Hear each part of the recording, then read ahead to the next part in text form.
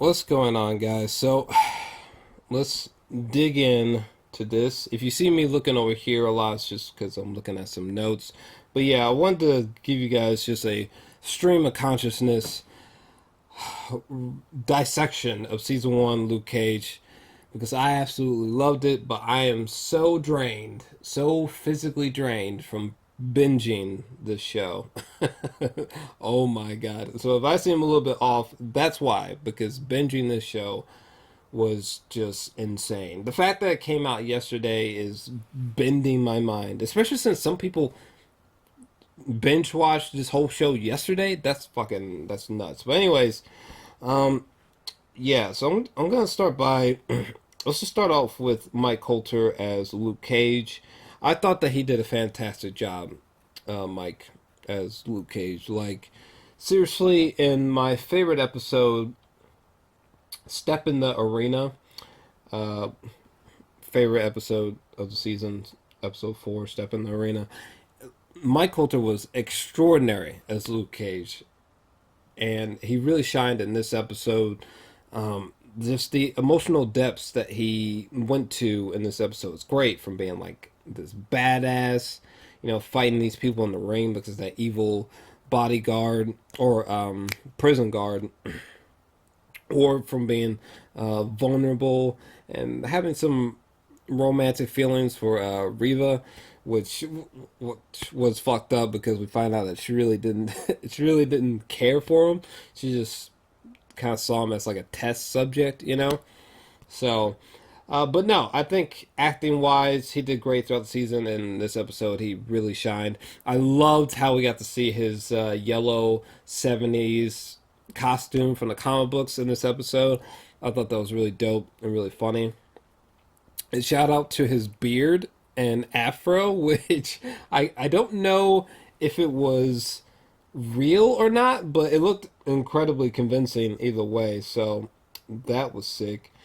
And I also liked how at the end of this episode we see him punching through the wall, with his superhuman strength, and then we cut to the present day where he's punching through the wall of debris of that restaurant that fucking Cottonmouth, like Cottonmouth just got like a rocket launcher, which was like boosh, and just shot a rocket at it. Like, that was insane to me. It's like, motherfucker, there's just innocent people just walking down the street, bitch? But anyhow, favorite episode, probably second favorite episode would be episode 3, Who's Gonna Take the Weight? The action sequence there was just pure fucking gold, especially since it was set against Wu Tang. Luke Cage walking in this bitch, knocking people out with the car door. He even uses like a sofa at one point. And he's just like and fucking swings it and knocks down a group of people. Throws at one guy, misses, and just like blasts through glass and lands in the street. Like, oh man, that was great. I mean, he's just like ragdolling people, grabbing people, throwing them through the ceiling. Like, magical, magical. It was also interesting that Luke Cage, he wears a hoodie a lot, which to me that seems to be like a callback to probably like Trayvon Martin more than likely, and also there's a few times where he's wearing a hoodie and there's yellow in the hood, which just seems to be paying homage to the costume from the comic books, the '70s yellow version. So I just think that's dope. So let's switch to Cottonmouth really quick because Cornell, he was great. I think the actor brought a lot of interesting aspects to the character. I liked how he kind of humanized the villain. I mean, the villain didn't seem so one dimensional, It didn't seem so formulaic. Like, I liked how Cottonmouth, he actually felt bad when Pops got killed. And he just throws that one dude off the rooftop. He's like, "You can go get your money downstairs." I like how he's always just like dressed in a suit. He's very poised. He's always in control. You know, he's almost like this very classy gangster in a way, and he's always laughing. Like seriously, you should take a shot every single time that Cottonmouth laughs. Like it's insane.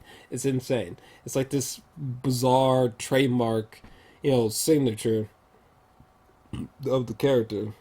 Um, Let me see here. Ah, I think I just accidentally let out a burp, but we can't go back. Fuck. Anyway, what else? Misty, Misty, Misty Knight. Misty Knight was first off, she's just so fine. First off, Misty Knight, goddamn, and like a fucking reincarnated Pam Grier or some shit. But Misty Knight was so fine, and I and she was a great actress. There she had a great acting range. Like there was one moment where she was being interrogated by the an actor from Rescue Me with Dennis Leary on FX, and yeah, from portraying sadness, being sexy, dominance, like when she beat that one dude on the court at basketball, or when she kind of snaps on Rosario Dawson's character Claire.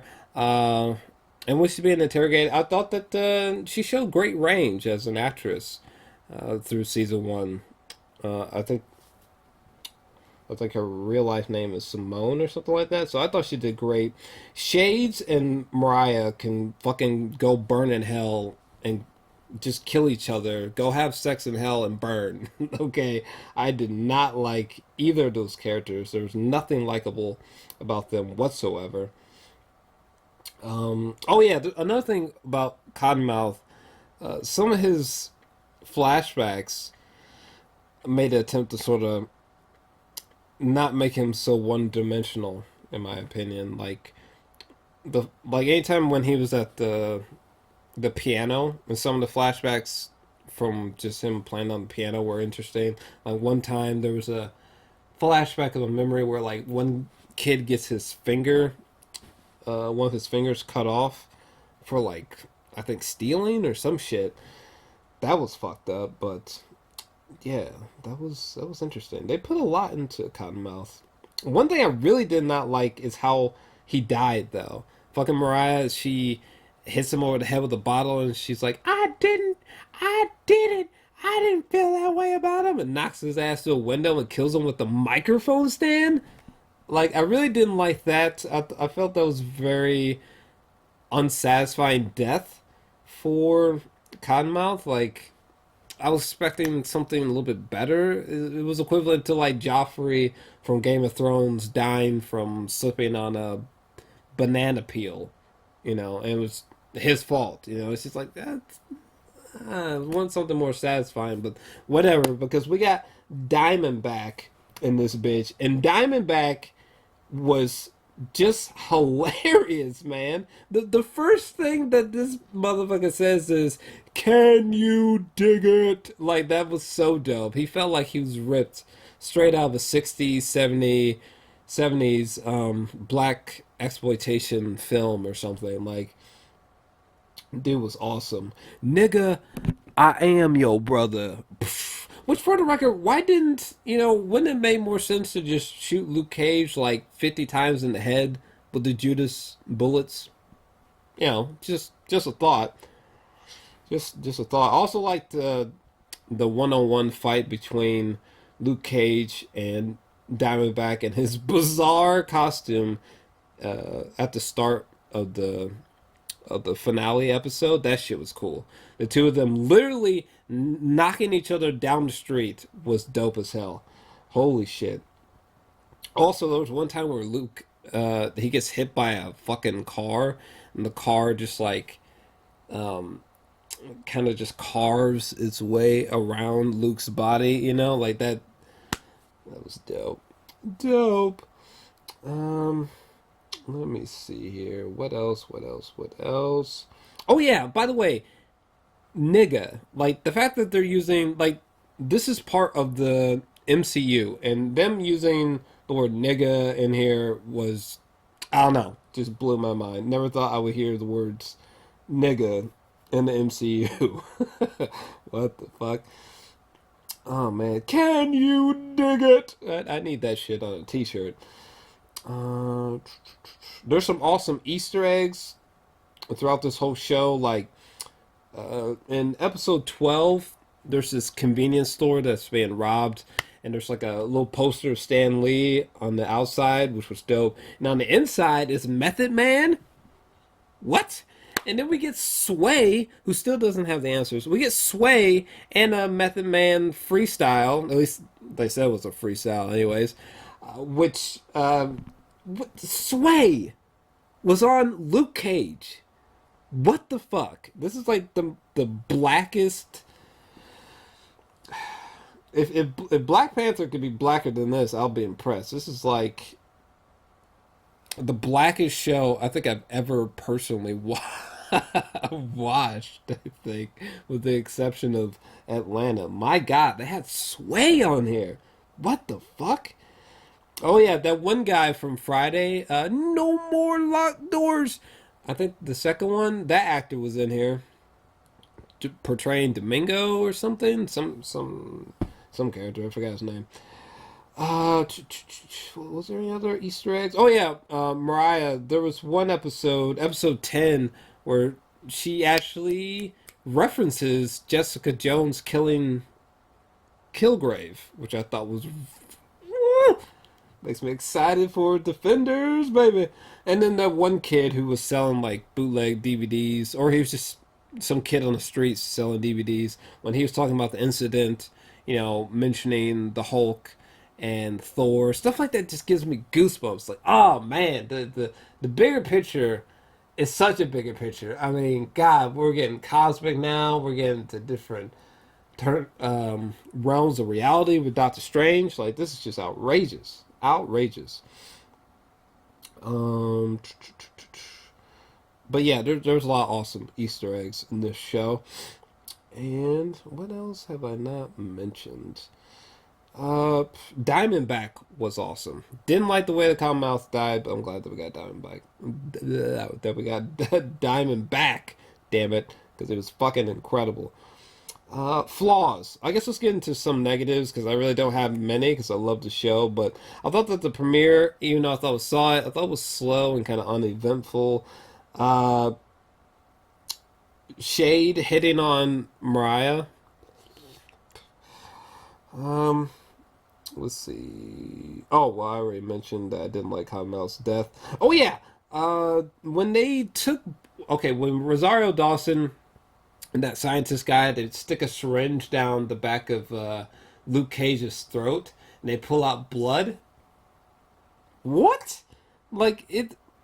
What? First off, isn't his body like as close to indestructible as you could plausibly get? Not to mention when they were trying to dig out the Judas bullets, their equipment was breaking. So, but you were able to stick a syringe down his throat and pull out blood? You couldn't dig into his flesh with a scalpel? I don't know. But yeah, some of the science behind trying to save his life after he got shot with the Judas bullets, I thought was extremely questionable, like the one example I just mentioned. But moving on, Sweet Christmas. I can't believe they got away with saying Sweet Christmas. I'm gonna start saying that. Oh my God, there was one episode where Jadena, he raps "Long Live the Chief."